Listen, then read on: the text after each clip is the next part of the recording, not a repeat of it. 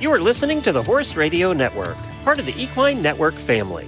What a beautiful day for horses in the morning. You are listening to the #1 horse podcast in the world. Here is your entertaining look at the horse world and the people in it.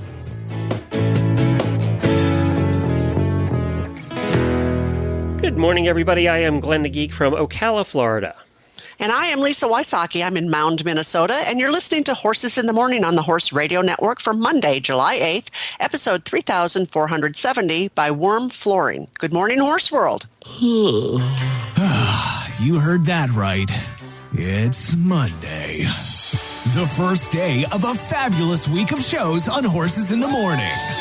So saddle up and ride along. We promise to help you get through your week. Well, and I wanted to say that we're thinking about our friends and listeners in Texas today. Holy cow. Yeah, I've been following some of the people that were there. Mike from Mike's Weather, who's our god here in Florida. Everything is about Mike, and he's over there, and he said this is the highest winds he's ever seen in a Category 1. I think he was pretty convinced it was more than a Category 1, but they are seeing damage there. A couple of our listeners are there. I've been following their posts. Mary Kitzmiller looks like she's going to be right in the path. Now, a lot of that area needs rain, but I don't think they need 15 inches in an hour. So No. But they're going to get it. And we just hope you're all safe, and we're thinking about you, and we know what you're going through. I can say that. We know what you're going through. When you live in Florida, you know what Texas is going through. So, fortunately, it was only a Category 1, but there still looks like there's a bunch of damage being done. I saw tractor trailer trucks blown over, but it looks like they took it seriously too. Apparently there were a lot of people evacuated and got out. Now it's getting a little more inland. It'll be wind and a ton of rain. Yeah. Some of it's, I think, going to be heading up toward Tennessee, too. It's going to be just west of central Tennessee, but it looks like Arkansas is going to get it, and a lot of places just don't need any more water right now. Right. We were really, really dry this spring in Florida. We didn't, which is unusual, but once rainy season comes in Florida, then it's every day. So we've been every day for the last month now, and we're doing pretty good. But yeah, it was tough there for a while.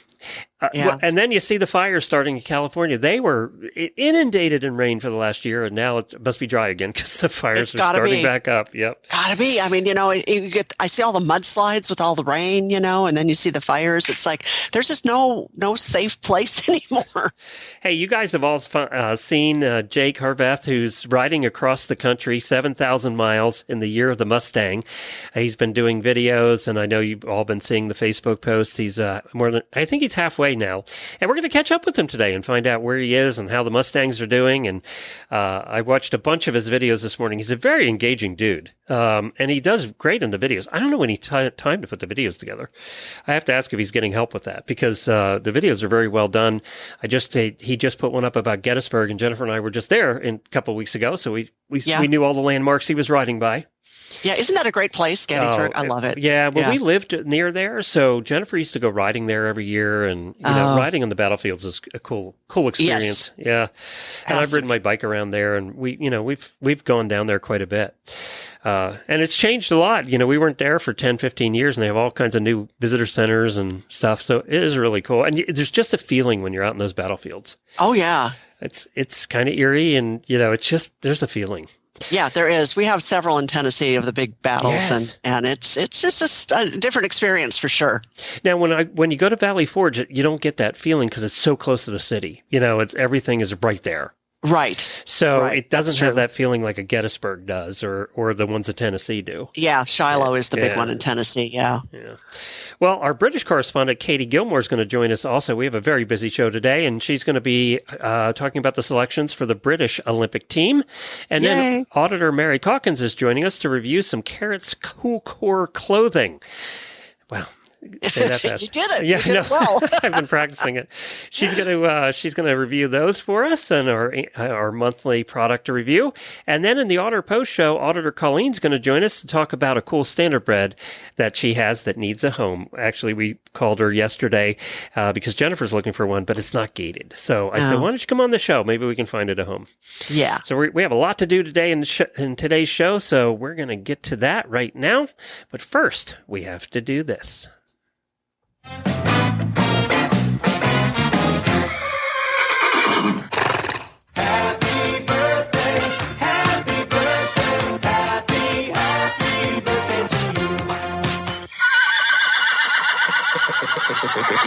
Well, we have one auditor birthday today. Happy birthday to Alicia McKilkin Russell. Happy birthday to you. We hope you have a great day. And we have a brand new auditor, Denise Allen. Welcome, Denise. We're so glad you joined the party. And you can just search for HRN Auditors on Facebook and join the room. That's where all the action happens. Matter of fact, you used it, and let's talk about that a little bit. Yes, absolutely. I couldn't get the button to go. That happens sometimes. It's like stuck. So I have two real quick daily whinnies. One, my first daily whinnie goes out to Malin Bowman and Lynn Hovda. Malin has a consignment tax shop here in Minnesota, but it's also online, and we've had her on the show in the past. And Lynn is the senior veterinarian for the Minnesota State Racing Commission. I'm having lunch with them today, and I'm just so excited to see them. They're old and dear friends, and we don't always get a chance to spend time with them, so I'm excited about that. Yay. Yeah. So, and then my other daily whinnie goes to all the auditors who were so kind and generous. I put 2 new headshots up in the auditor room, and it seemed like thousands of you commented because my publisher and I couldn't agree which photo should be on the back cover of the next cat. Was there a clear winner? Yeah, about 2/3 kind of did the one without the books. I was holding. Yeah, I was kind of about going that route too. Yeah. So because I think what tends to happen, especially with publishers, they use the same headshot for 20 years. Yes, and that one with the books would be outdated in about at the end of the year this fall.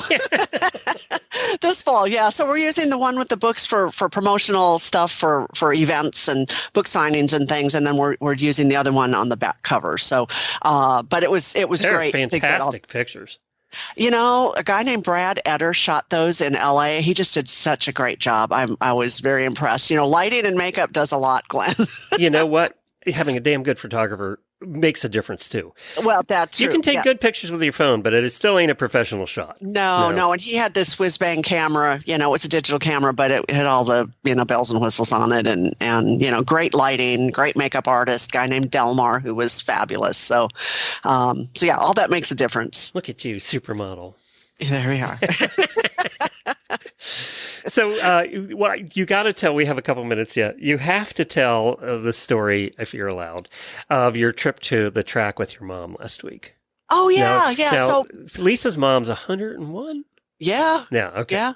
Still lives in her house. She's great. She was a Marine in World War II. She's going to kill me if anybody learns that I'm talking about her. So don't say anything. I didn't know if she was right there. So no, she's not. She's upstairs. So yeah. So she has a box at Canterbury Park and has had one since they opened in like the 80s. And she knows like all the trainers, all the jockeys, all the owners, and so she does really well. I mean, people come to her for advice, and she got 7 out of 10 exactas the other day.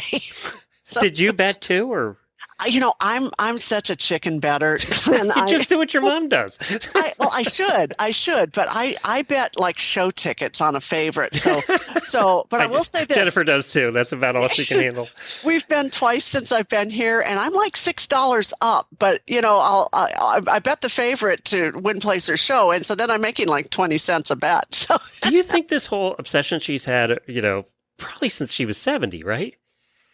Oh, yeah. But she loved horse racing before that. We just didn't have a track. Yeah. So now, but since she's had the track, she's been a regular and had the box there forever. Do you think that's helped keep her young? Oh, absolutely. Yeah. I mean, she studies bloodline. She studies trainer jockey combinations. She knows which jockeys do well on sprint turf races. I mean, Is she just kind of an institution at that track? Yeah. Everybody knows her. Yeah, everybody knows her, and she's just awesome, and it's a big social thing too, So my grandfather was the same way with the greyhounds. There was a greyhound track about 2 miles from his house, and he, in his later years, he just got it. He never was into racing before, but these greyhounds fascinated him, and he's kind of a math dude. So he would study the programs and go over and make his bets, and he'd when we were kids then, he would drag us along, and it was just so much fun for us to go watch the dogs run, right? Maybe that's why I have the obsession with having greyhounds. I was going to say, that's why you and Jen have greyhounds. I never thought about that, but it's probably true. Oh, of course it is. Yeah. Yeah. This is your psychological, session for the day. Yeah. Okay, I can quit now. Yeah. Yeah. You got yourself figured out. Yeah, that's right. I can call it a day. Yeah. All right, let's talk about worm flooring, and then we're going to get to our first of many guests today. So for worm flooring, you got to ditch the mats and upgrade to worm flooring systems. Is the constant struggle with heavy rubber mats getting you down? It is me. Do you crave a more durable, easy-to-clean flooring solution for your trailer, barn, or any space, commercial or residential? Say goodbye to rubber mats and hello to worm flooring. The non-porous, slip-resistant rubber flooring and textured surface offers enhanced grip and prevents unwanted slipping, and it's safe, seamless, and durable. Worm flooring systems, the perfect choice for your trailer or all over your horse property. Visit wormflooring.com to find an installer near you. We eliminate rubber mats. Well, next we have Katie Gilmour, our British correspondent and host of the Poles, Piaf, and Prosciutto podcast on the line. So, Katie, how are you? I'm good, thank you. How are you both? I'm great. So we're very interested to hear about the Great Britain equestrian squad for the Olympics. So I know that you have a special line on that. Can you tell us about that? I can indeed. So the teams have been announced now by British Equestrian. The squad of 4 that are representing dressage, I think it's possibly one of our strongest teams ever, if I'm honest. We obviously have Carl Hester. Looks like it.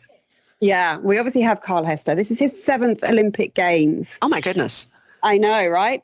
And he has Charlotte Dujardin with him, who we all know is one of the highest scoring riders at the moment. Yep. She is hoping to become Britain's most decorated female Olympian, which actually is possible. She would only need to get a medal could be gold, bronze, silver, wouldn't matter. Oh, my goodness. And that's all sports? She would be the most decorated in all sports? As far as I understand it, yes. I think so, too. I think that's what I read. Yeah. That would be amazing. It almost makes us want to root for her here in the States. Yeah. Oh, why not? Yeah. Lottie Fry is on the team with Glamourdale. I've seen all the horses that are going in the flesh at various competitions. And she's there with Glamourdale, who has the most phenomenal extended canter. You see that horse fly, and it is a beautiful picture, and Lottie's a beautiful rider. And then for the first time, we have Becky Moody. Now, I saw Becky Moody at the London International in December with Jägerbomb, which is the horse that's going to Paris with her. And I have to say, of all the horses that I saw on that night, Jägerbomb was the one that caught my eye. He is beautiful. And what I really loved about him was he's so correct. But he's so correct with a really relaxed posture. He looked like he wanted to be there. And I just loved him. And I've got really high hopes for that combination in a competition.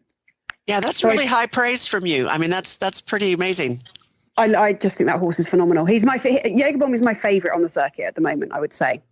I got to tell you, you have a pretty strong team here. It's going to be tough to beat. It is. I know. You know what? I can't wait to watch it. I really can't. I mean, there's something so beautiful about seeing the highest level of dressage anyway.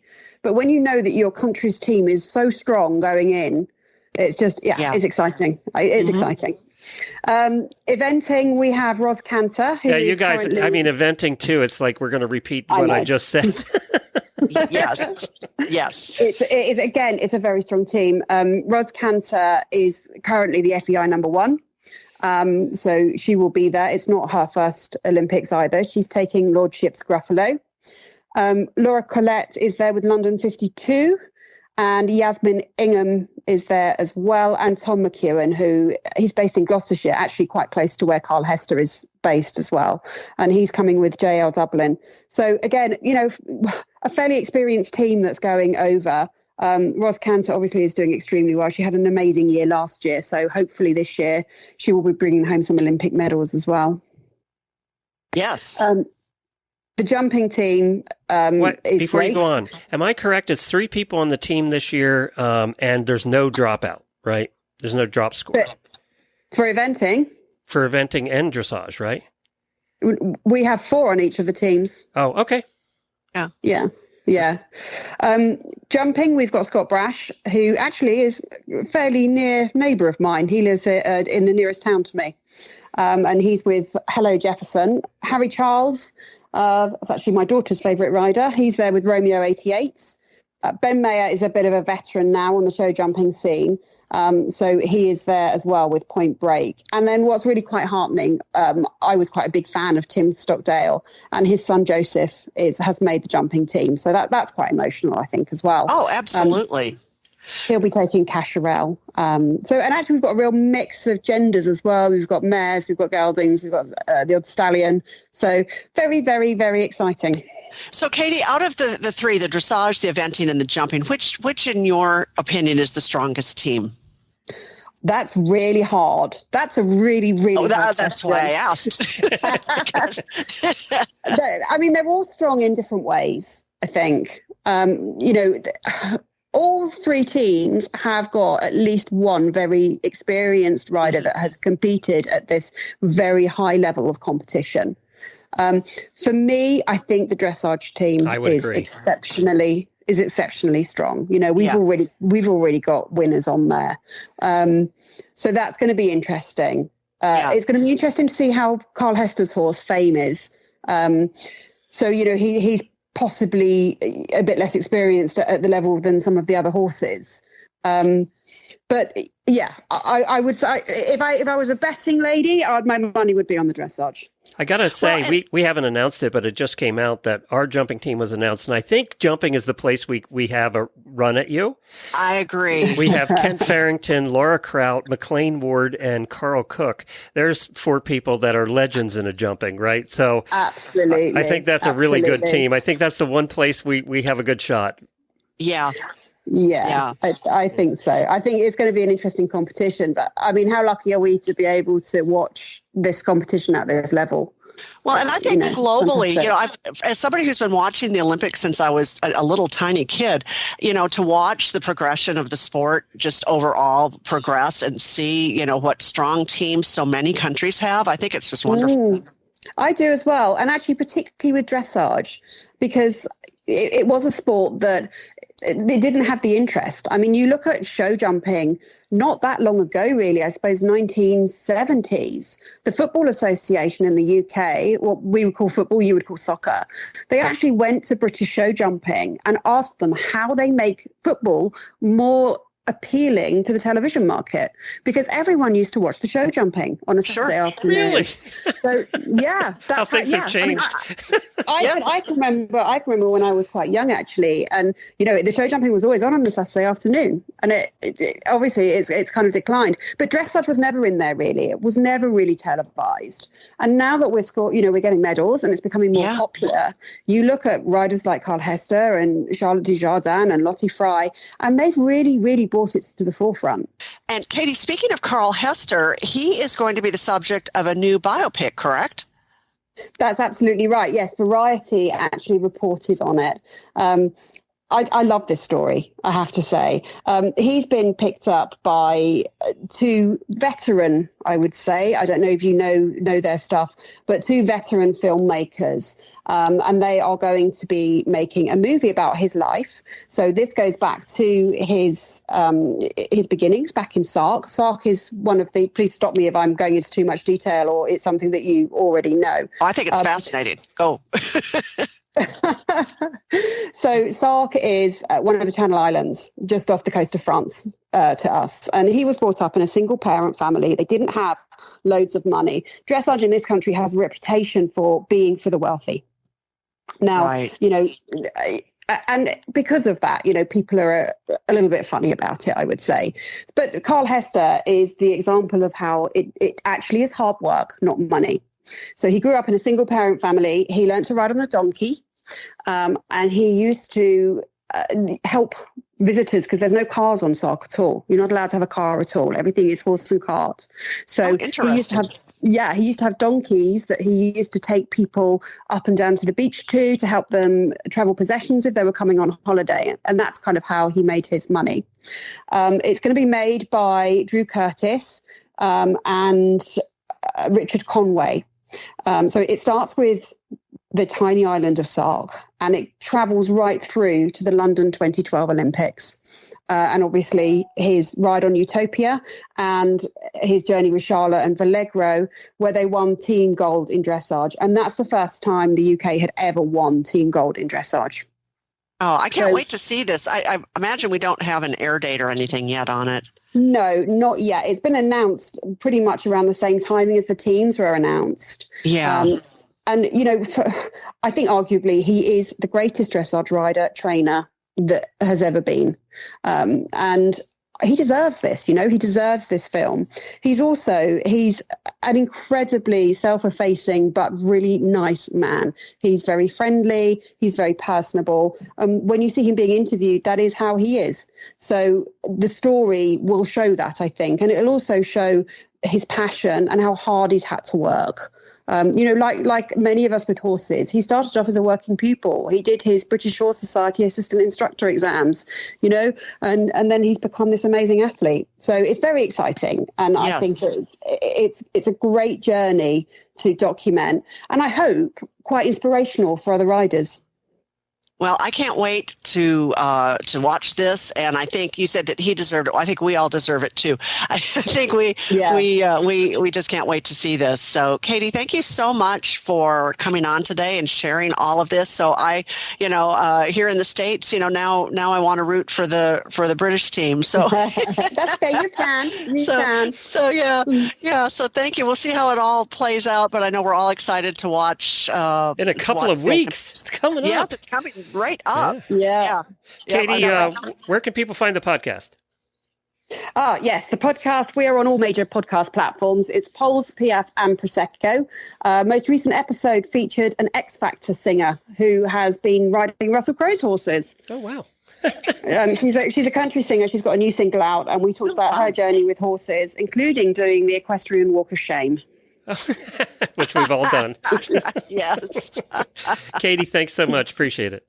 I just love her. She's so good at that. She's great. Yeah, it's getting me excited for the Olympics now. Oh, I know. I've got my calendar all planned out right now. You're planning on getting up to 3 every morning to watch? Oh, yeah. Oh, yeah. Well, you know what? One of our other terrific sponsors is Purina. There's more talk than ever about the importance of probiotics in equine health, but not all probiotics are created equal. New Purina Systemic Supplement remains live and active after the pelleting process and throughout the digestive system, making it all the way to the hind gut. Systemic was designed to support normal recovery after exercise and occasional gastrointestinal stress. Whether you're using a probiotic now or not, it's time to use a live and active supplement from a name you can trust, the new Purina Systemic Probiotic. And that's spelled System IQ Probiotic. Coming up next, we have the guy who's doing all the traveling. I was so excited when I heard this that we got him on.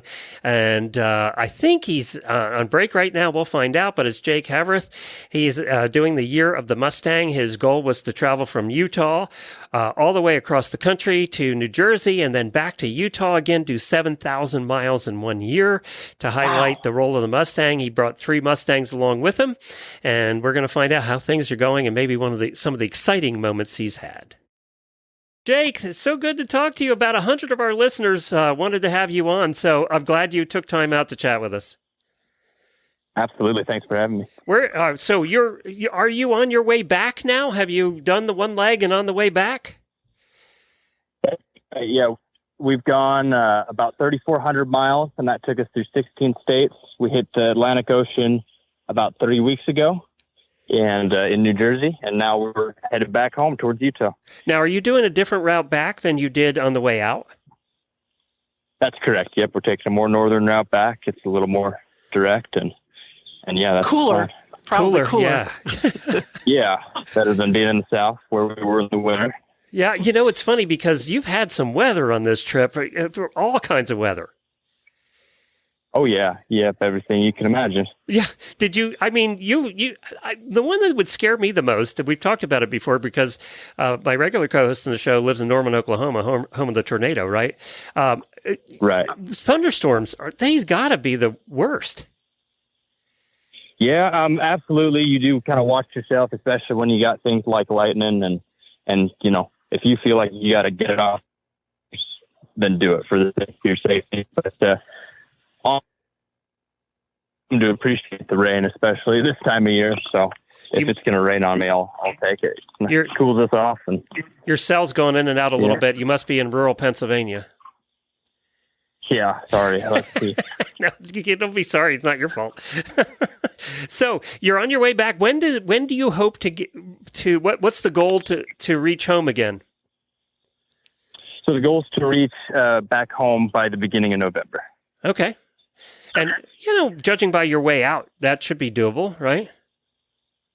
Yeah, absolutely. We're on track for it, and we've made the adjustments necessary to the trip to be able to make it back in time. That really is the goal, to just get back before winter hits and not spend another winter on the road, and while still accomplishing our goal of doing the furthest trip done within a year's time. Now you're with 2 horses right now. Tell us about the horses and how they're doing. So they're doing really well. I got my 2 geldings, Denver and Eddie, and they're 7 and 13. And they're in pretty good shape. They just had a long rest in New Jersey for a little while. And we're doing all right. We're just trying to keep cool out here and try and make it out to some flatter country. Right now we're crossing the Appalachians, and hopefully we'll be out of these in the next month. And they're doing really good though. They're toughing it out. We always worry about feet, obviously, on trips like this, but you're a farrier, right? Aren't you a farrier? That's right. Yeah. So, I mean, you know a lot about feet. How are their feet doing? I know Mustangs have tough feet to begin with, but. Yep, they sure do. And that helps. And we've gone through a lot of varying conditions. They've been in shoes the entire time. We keep them just in regular shoes. And with that, they keep up perfectly. Never had anyone lame ever on this entire trip, which is a huge blessing. And feet that's are in amazing. Good shape. Yeah. A quick question. So do you have like an unexpected challenge that you didn't expect either on the trip out or as you started back? As far as unexpected challenges go, I mean, there's little things here and there. This is always a challenge I knew would be there as I moved east and I'm still here. And obviously the further you head east at least from where I am out west in Utah, the busier roads get, right? And the more traffic there is in general, and the more close proximity you're in with them. And I'd never really ever driven or anything or traveled extensively out in these parts of the country. It was kind of just a new experience to travel roads like this, and then to do it on horse, is a whole nother thing that I guess I didn't fully understand prior. I mean, I knew it would kind of be a little bit more like this, but absolutely, let's just be honest. What he's saying now is the people in the East are ruder drivers, and they really don't care about the horses. That's what he's saying right there. And it's true. I'm saying it for you, okay? It's definitely different, and honestly, most people are pretty considerate, anywhere I go. But it's true. We do tend to have more close calls and interesting experiences with drivers. You know what? I just watched your video in Gettysburg. By the way, my wife and I were just there a couple of weeks ago, and we knew all the spots that you were in, and she used to ride there all the time. So it's such a neat place. But then we saw you going over the Susquehanna River on the bridge, and we've been on that bridge many times. And you don't get rattled too often. You were a little rattled on that one.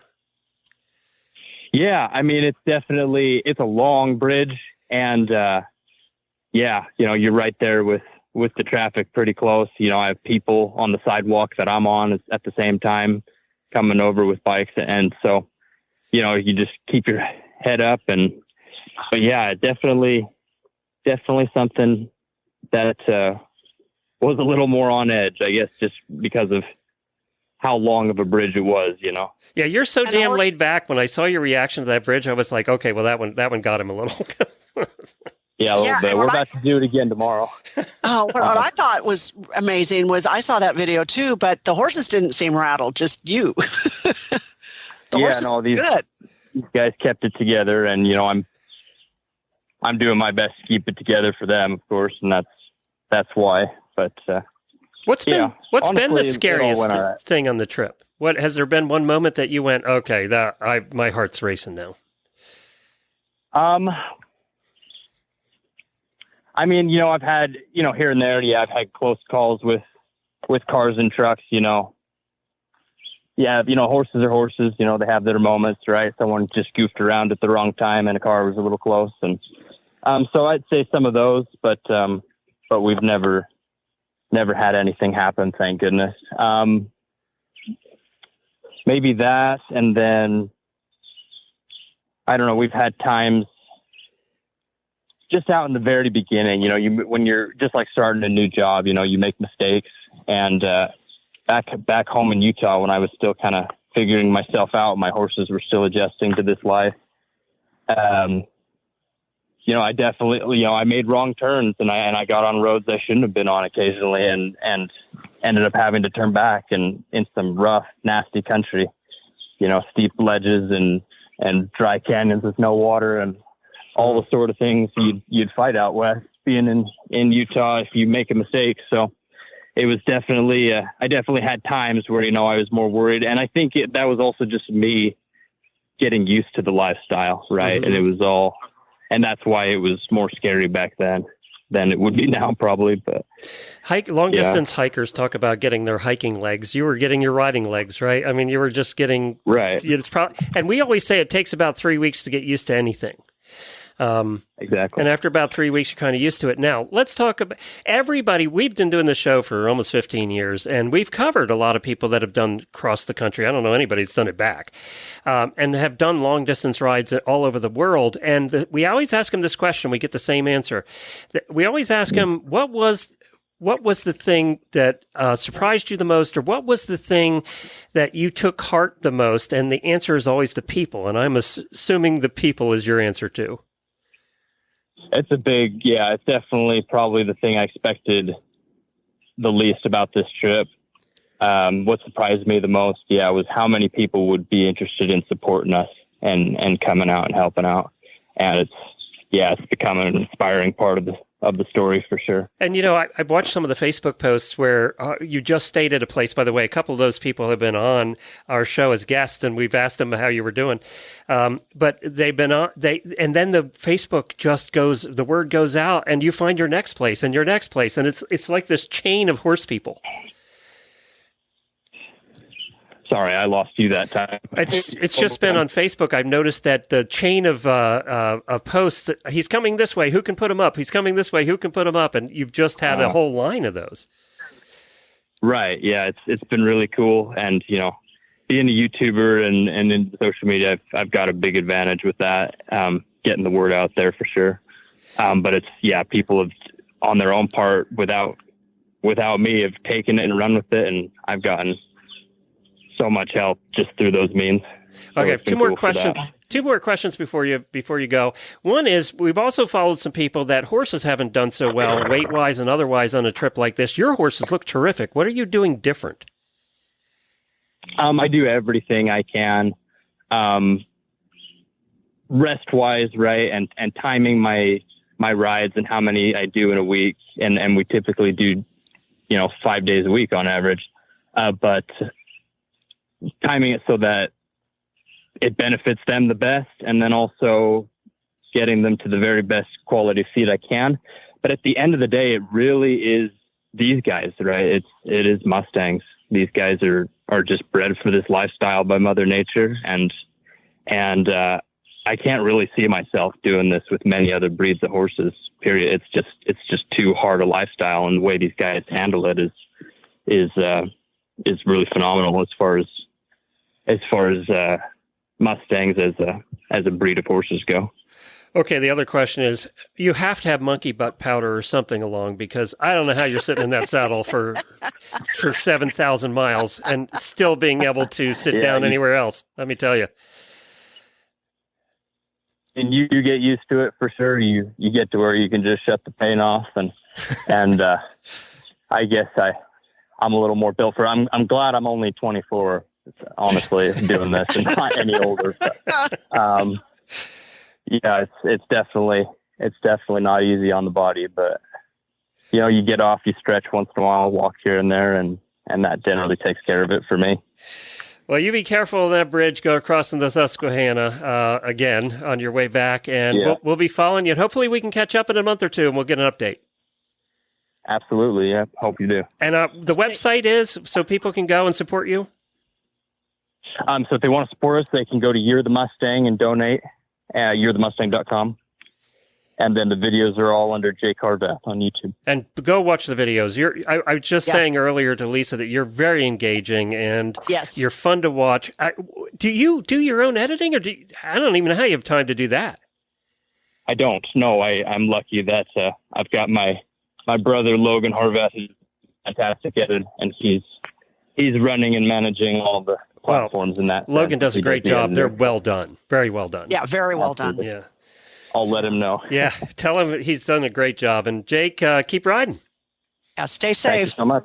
All right. Appreciate it. Take care, Jake. There he goes, through Pennsylvania on his way back. What a cool guy. And he's so laid back. Oh, my goodness.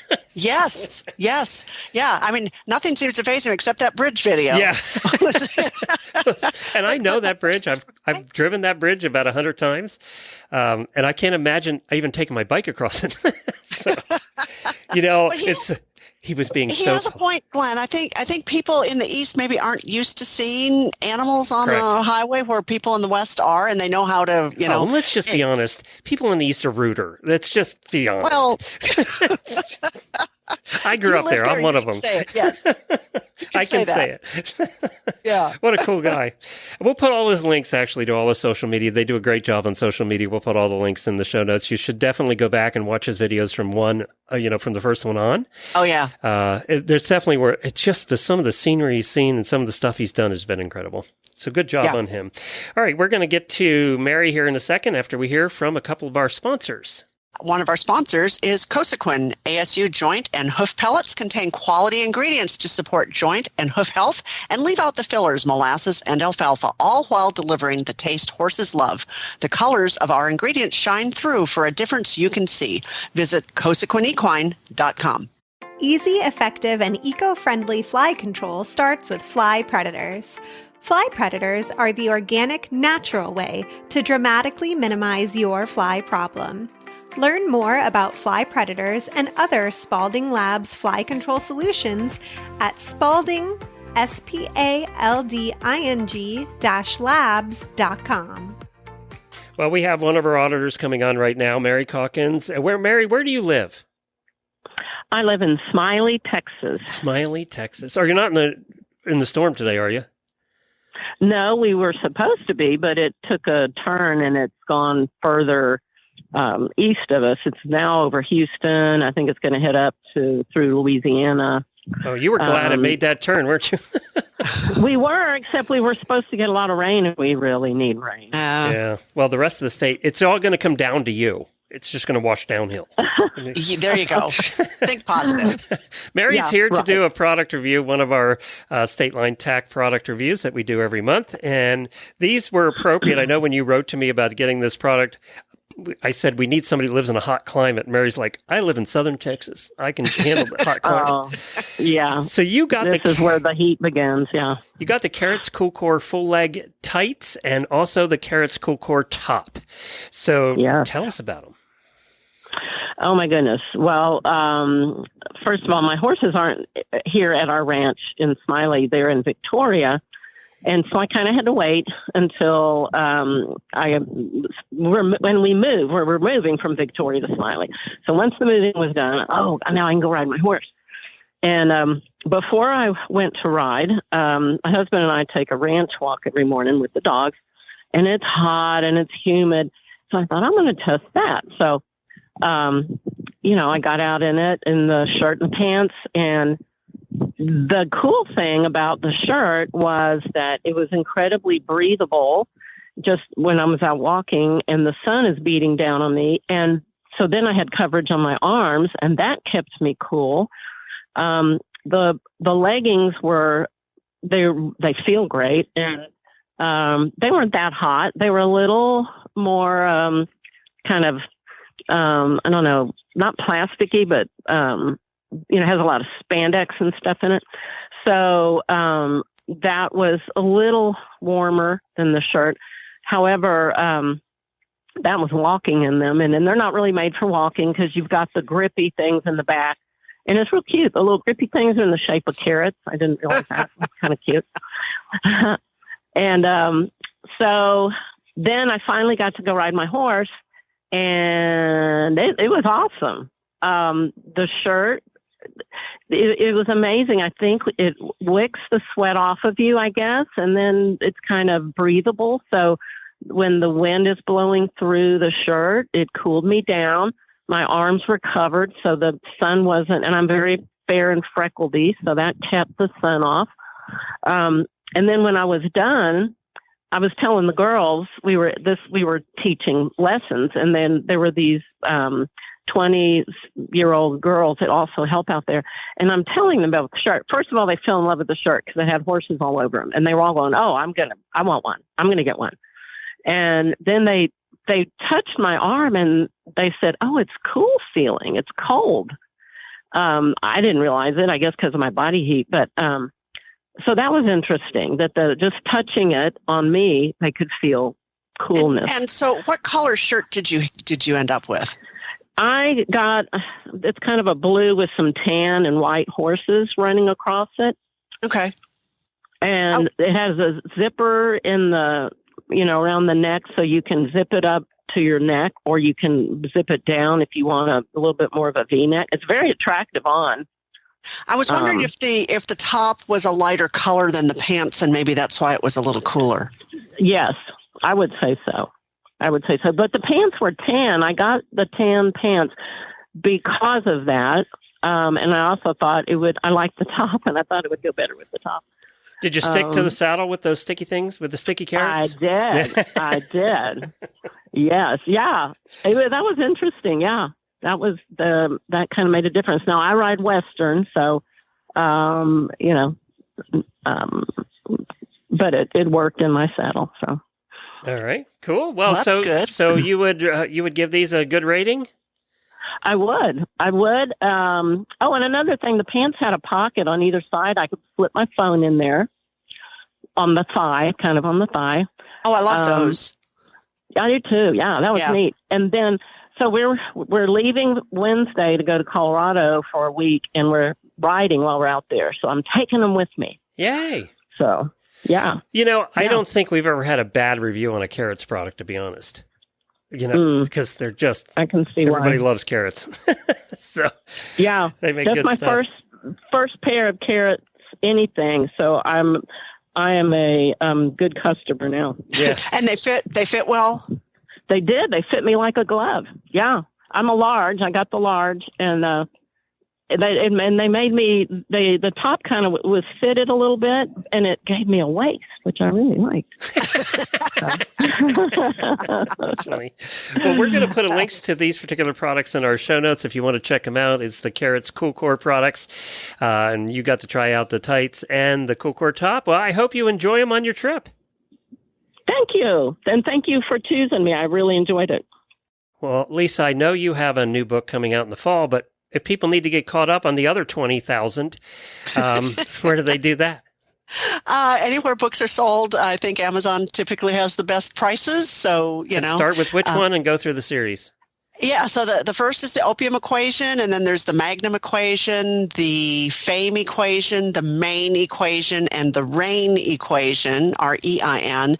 And then there's the book that I co-authored with Kat Enright, my protagonist, called Lead Ropes Don't Lead Horses, and it's got a lot of good true-to-life horse tips. And Glenn, I've been in touch with the production company that has the the rights for the film and television thing. And we're doing some book trailers for each one of the books. But what I haven't told you, and I think is really cool, they are doing some kind of avatar for Kat. So Kat and I will actually be able to be together and talk in a conversation. Oh my God, that's cool. Yes. So that's going to be a lot of fun, and we're in the process of developing that. And they've got this fabulous animator and designer working on that. So that's going to be fun. And is you said that the TV show's moving along? It's moving along. We're going to pilot. And again, it's not going to happen overnight. And they're being very thorough. I'm sending them pictures of what the different characters might look like, what they might wear. I'm sending, boots and shirts and jeans and belts. So that we'll get the Western English thing right. We hope. We hope. We had a big thing about helmets and ball caps and, Western hats and all of that. So that was a whole day's worth of emails. You are the official horse consultant, right? Isn't that the way? Yes. So, but again, there's only so much input I'll have. And I will say I do love the production team, and they're trying really hard to get the vision as correct as possible. And again, it's getting these people to come to life. The right actor might not be exactly what I envision, and I understand that. So are you going to have any control over the number of fake Whinnies? I don't think so. It's so disgusting. They must have an entire library, Lisa, of fake Whinnies. They have to. I mean, it's so bad, and we've talked about that too, and the fact that, you don't just get on your horse and, gallop off into the sunset,